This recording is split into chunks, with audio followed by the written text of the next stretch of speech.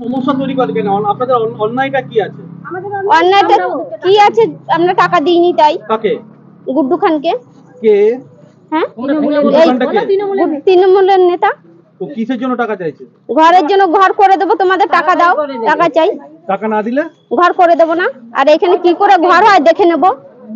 হুমকিও দিচ্ছে? হ্যাঁ। কি বলছে? এইখানে কি করে ঘর হয় তাই দেখে নেবে। তারপর আপনাদেরও মহিলাদেরও হুমকি দিচ্ছে? হ্যাঁ, যে রাস্তায় বেরোলে দেখে নেবো তোমাদের। আপনাদের বলছে? হ্যাঁ। কতটা আতঙ্কে রয়েছে? ভয়তে ঘর থেকে বেরোতেই পারছি না। আপনারা পুলিশকে জানিয়েছেন? হ্যাঁ। পুলিশ কি বলছে? পুলিশ এখনো কিছুই করেনি। অভিযোগ করেছেন? হ্যাঁ। কোন থানায় করেছেন? এই কোকমান থানা। কি চাইছেন এখন আপনারা? শাস্তি হোক। কি নাম আপনার? ঝুমা চক্রবর্তী।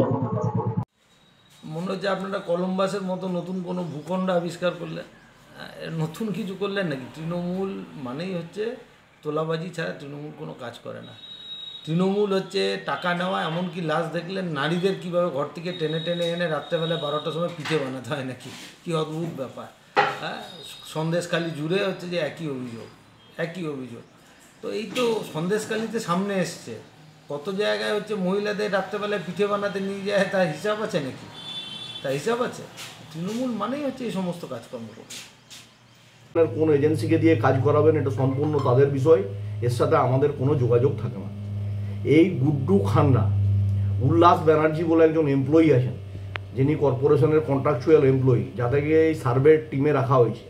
সার্ভে করতে যাওয়ার আগে এই গুড্ডু খানদের খবর দেন, তারা প্রতিটা বেনিফিশিয়ারিকে হচ্ছে আপনার ব্ল্যাকমেলিং করেন এবং সেখান থেকে অর্থ উপার্জনের একটা জায়গা তৈরি করেছেন। আমরা বেনিফিশিয়ারিরা এই ওয়ার্ডের একদম লিখিতভাবে আমার কাছে কপি আছে, তার মাস সিগনেচার করে দুর্গাপুর নগর নিগমের board of administrator Anindita Mukherjee মহোদয়ের কাছে জমা করেছেন। প্রায় 50 জন বেনিফিশিয়ারি, এবং অনিন্দিতা মুখার্জি সেটাকে পুলিশের কাছে ফরওয়ার্ড করেছেন। এটা তার উপযুক্ত প্রমাণ। এবং আমাদের সাথে কোথাও কোনো বেনিফিশিয়ারির যদি কোনো এগ্রিমেন্টের কপি গুড্ডু খানরা দেখাতে পারে, যা বলবেন আমরা সেটা মেনে নেব। বেনিফিশিয়ারিদের সাথে এগ্রিমেন্ট হয় কন্ট্রাক্টরের সাথে বেনিফিশিয়ারিদের কী সম্পর্ক এই বিষয় নিয়ে আমি বলতে পারবো। আর আমি চাই, যেখানে ভারতবর্ষের প্রধানমন্ত্রী নরেন্দ্র মোদী গরিব মানুষের জন্য মাথায় ছাদ দিচ্ছেন, সেখানে দাঁড়িয়ে তৃণমূল কংগ্রেসের কোনো এখতিয়ার নেই এখানে বাধা দান করা, তাদের ক্ষেত্রে হচ্ছে কাজে বিঘ্ন ঘটানো, সেই মানুষগুলোকে হ্যারাস করা। তার প্রপার কমপ্লেন যথাযথ দপ্তরে যাওয়ার পর থেকেই এদের ঘুম উড়ে গেছে। এরা বিভিন্ন ফেক কমপ্লেন করছেন এবং আজকেও একটা সংবাদ মাধ্যমে এই খবর প্রকাশিত করেছেন। আমরা নগর নিগমের যে ইঞ্জিনিয়াররা রয়েছে, এই বদনাম থেকে বাঁচার জন্য কি আপনাকে কলুষিত করা হচ্ছে? একদম সেটাই, যেটা ওরা করছে সেটা আমার ঘাড়ে মুড়ে দিতে চাইছে। কারণ এখানকার এলাকার লোকজন জানে যে গুড্ডু খান এমন একটা ছেলে যে মানে সবসময় মানে কি বলবো, আমি একটা নিজে, আপনারা ভালো করে জানেন যে আমি একটা এমনই ছেলে যে একটা হিন্দু করোনা পেশেন্টকে নিজে গিয়ে দাহ করে নিয়ে এসেছি। দুর্গাপুর মিউনিসিপ্যাল কর্পোরেশনে যে কয়েকটা ইঞ্জিনিয়ার আছে হাউস ফর অলে, তারা সম্পূর্ণ বিজেপির সঙ্গে প্যাক্ট হয়ে আছে। সেটা বলতে পারেন ওই দপ্তরটা এইচএফে। ইঞ্জিনিয়ারদের নাম হচ্ছে সৌলভ কুন্ডু, আর সুরজিৎ মজুমদার, আর অভিক দাস।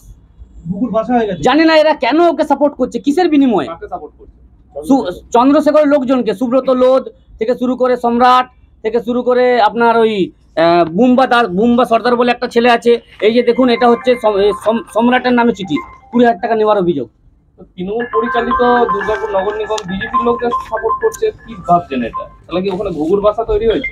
হ্যাঁ, দেখুন নিশ্চয়ই এটা কি হয়ে আছে আমি সেটা তো বলতে পারি না। এই বিষয়ে আমি এটাই বলতে পারবো যে এইচএফে যে ইঞ্জিনিয়ারগুলো কাজ করছে সেটা ঠিক করছে না, দ্বিচারিতা করছে।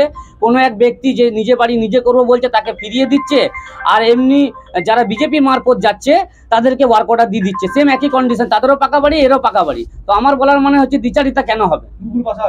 ইঞ্জিনিয়াররা নিজের মতন করে করলে তো হবে না। সবাইকে সমান চোখে দেখুক, সবার সমান অধিকার আছে।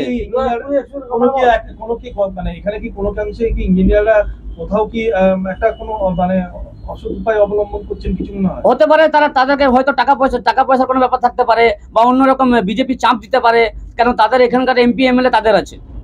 হতে পারে ইঞ্জিনিয়ারের সে উপর সেরকম চাপ আসছে যে এই কটা ওয়ার্ক অর্ডার দিতে হবে, তা না হলে বেনিফিশিয়ারিরা যাচ্ছে না ওয়ার্ক অর্ডার তুলতে।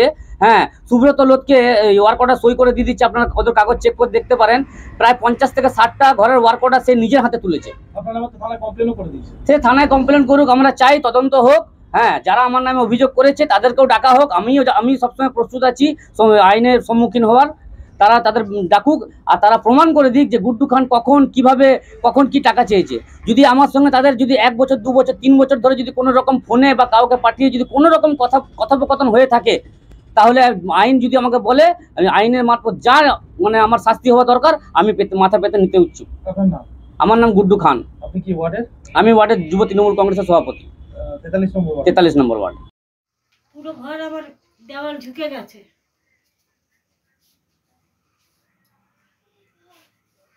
কখন চাপা খেয়ে মরে থাকবে কেউ টেরও পাবে না, তখন সরকারের বাবাও এসে একটা জীবন দান করে যাবে না, এমন পরিস্থিতি ঘটবে।